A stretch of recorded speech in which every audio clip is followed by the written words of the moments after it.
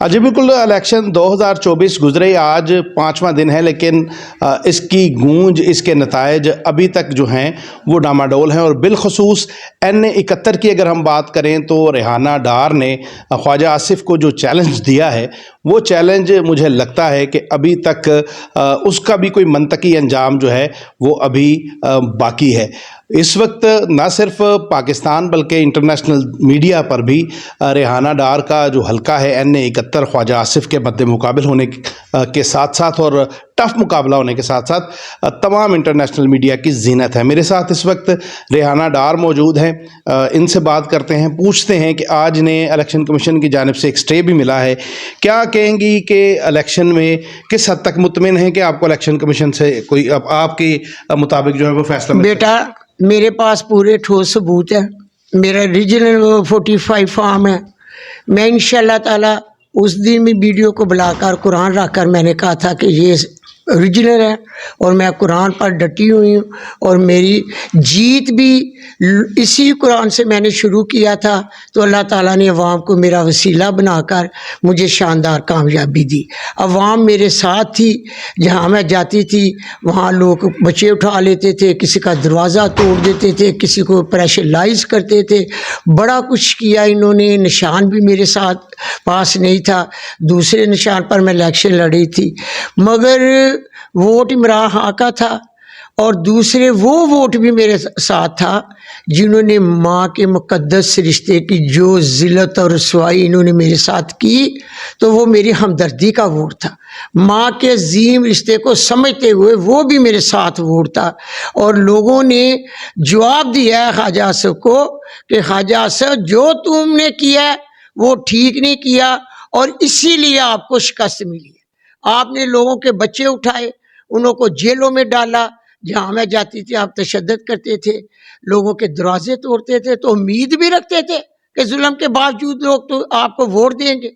اب لوگ بیوقوف نہیں، سوشل میڈیا کا زمانہ ہے، فیس بک ہے، گوگل ہے، بھول جاؤ وہ پہلے زمانے جو گزر چکے، اور ساری دنیا کو پتہ ہے، سارے سروے میرے ہوئے، ٹی وی چینل پر بھی ہر شخص نے میرے پاس آ کر کہا کہ آپ جیت رہی ہیں، آپ کی چیز 90% ہے۔ وہی سچ ہوا جو مجھے صحافیوں نے بتایا تھا، جو میرے سروے ہوئے انہوں نے مجھے بتایا تھا، انہی کی انشاءاللہ تعالی بدولت میرے سیر سیالکوٹ دے نوجوان بہادر بیٹے بیٹیاں ماں بہنوں نے مجھے ووٹ کی طاقت سے عزت دی، ووٹ کی طاقت سے میں جیتی ہوں۔ آپ کو شکست دی، آپ کی اس نفرت سے لوگوں نے آپ سے نفرت کی ہے، اور لوگوں نے جواب آپ کو دیا ہے، اس لیے اپنی شکست کو قبول کر لو تو بہتر ہے۔ خواجہ آصف کہتے ہیں کہ جو آپ کے ساتھ ہوا، جو آپ کے کپڑے پھٹے، یہ آپ نے پلان کر کے یہ سارا کچھ کیا تھا، ایسا کچھ نہیں ہوا تھا۔ وہ واقعہ کیا ہے وہ لوگوں کو بتائیں تاکہ لوگ سمجھ سکیں کہ ایکچول کپڑے پھٹے کس طرح تھے، ایکچول واقعہ تھا کیا۔ میں پوچھتی ہوں خواجہ آصف، 9 مئی کا تو جو واقعہ پیچھے چھوڑو، جب میں نے اپنے پیپر جمع کروانے تھے تو ایک دن پہلے میں آپ سے پوچھتی ہوں، وہ 15 محافظ آپ کے پولیس کے، میں ہر ایک کی شکل کو جانتی ہوں، سامنے لے آؤ میں پہچان لوں گی، وہ میرے گھر کیا کرنے آئے تھے؟ جواب دو نا۔ اسن DPO کو کہہ کے آپ نے وہ 15 پولیس والے میرے گھر بھیجے، کس نے بھیجے ہیں؟ آپ نے۔ انہوں نے دروازہ توڑا، اور ویڈیو میری جو بہو ہے اس نے آڈیو بنائی جو احمد میر نے چلائی، انہوں لوگوں نے میرے گریبان پر ہاتھ ڈالا تھا دروازہ توڑ کر۔ جب انہوں نے میرے گلے پر ہاتھ ڈالا تو مجھے دھکا دیا تو قمیض میری پھٹ گئی۔ میں اس رات جس کرب سے گزری ہوں میرا خدا جانتا ہے، میں نے کہا زمین پھٹ اور میں غرق ہو جاؤں، شکر کرو میرے بیٹے گھر پر نہیں تھے۔ میں پوچھتی ہوں آپ سے کہ آپ کی ماں کے گریبان میں ہاتھ ڈالا جاتا تو خواجہ صاحب گولی مار دیتے اس محافظ کو۔ شرم آنی چاہیے ایسی بات کرتے۔ ان لوگوں کو ڈانٹنا تھا جنہوں نے میرے گریبان میں ہاتھ ڈالا تھا، 15 وہ لوگ پولیس کے تھے۔ سارے ظلم آپ کے ہیں، 25 سال سے آپ ہمارے ساتھ ظلم کر رہے ہیں اور ہمارے پیچھے لگے ہوئے ہیں، اور ایک ماں نے آپ کو شکست دی، عبرتناک شکست۔ उस कुरान पर हाथ रख कर मैंने अपने रिजल्ट पर कुरान पर हाथ रख कर कहा कि मेरे पास रीजनल रिजल्ट है, मैं 50,000 की लीड से जीत चुकी थी।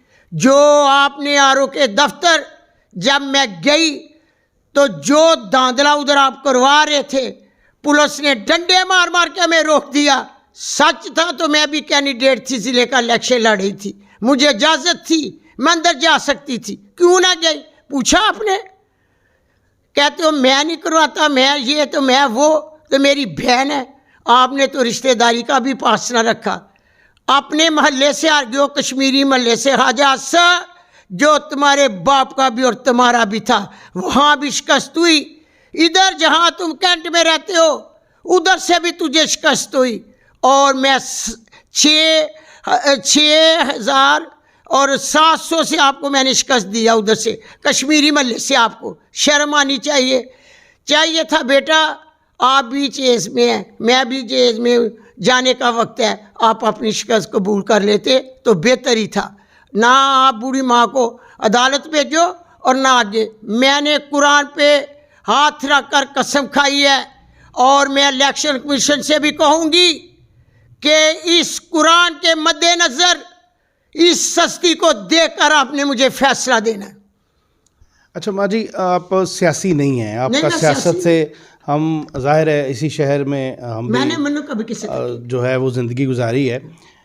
इस वक्त जब हम इंटरव्यू कर रहे हैं तो आपकी पोती की माइयों है, सारा फैमिली वहाँ पे है। आप अभी लाहौर से आई हैं, मुझे थोड़ा सा आपके शेड्यूल का पता है कि बड़ा मसरूफ़ है, तो मतलब इस हद तक आप पुरअज़म हैं कि भाई मतलब शादी एक तरफ है, फैमिली सारी एक तरफ है, और आप इस वक्त मुझे इंटरव्यू भी दे रही हैं और लाहौर से भी आई हैं, और मेरा ख्याल है अलीमा खान से भी आज आपकी मुलाकात हुई है। उन्होंने मुझे मुबारकबाद दी।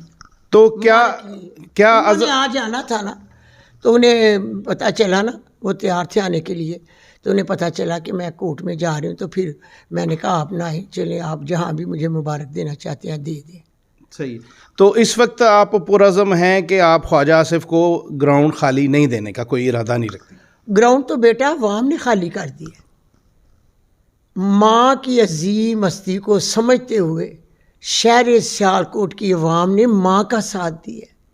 इमरान खान का वोट था और वोट है, मगर कुछ ऐसे लोग जो बड़े बुजुर्ग थे उन्होंने माँ का साथ दिया। उन्होंने समझा कि हम नबी की उम्मत है, माँ के साथ ज्यादती हुई है, लोग मेरे साथ खड़े हो गए।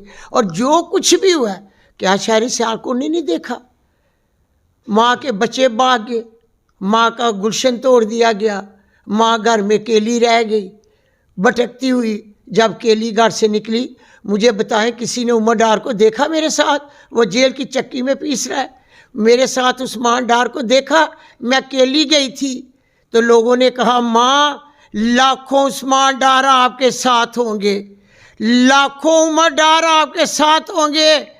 मेरी दुआएं हमेशा उन बच्चों के लिए रहेगी जिन्होंने मुझे अपने बच्चे याद ना आने दिए।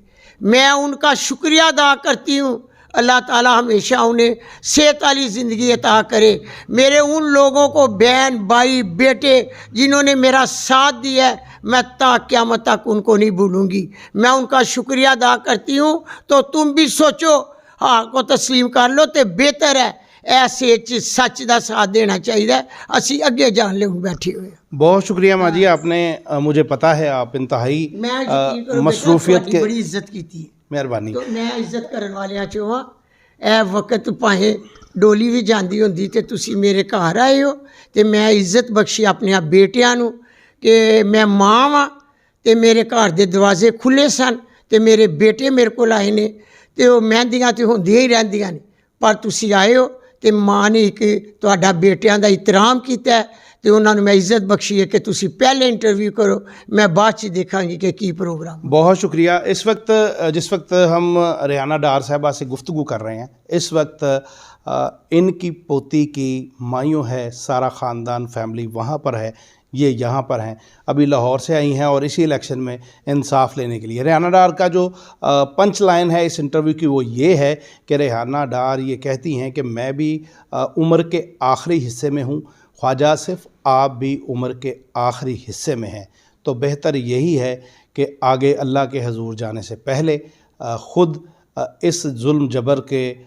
جو بازار گرم ہے اس میں سے آپ اپنا حصہ نکالیں اور ہار کو تسلیم کریں. جی یہ عوام کی جی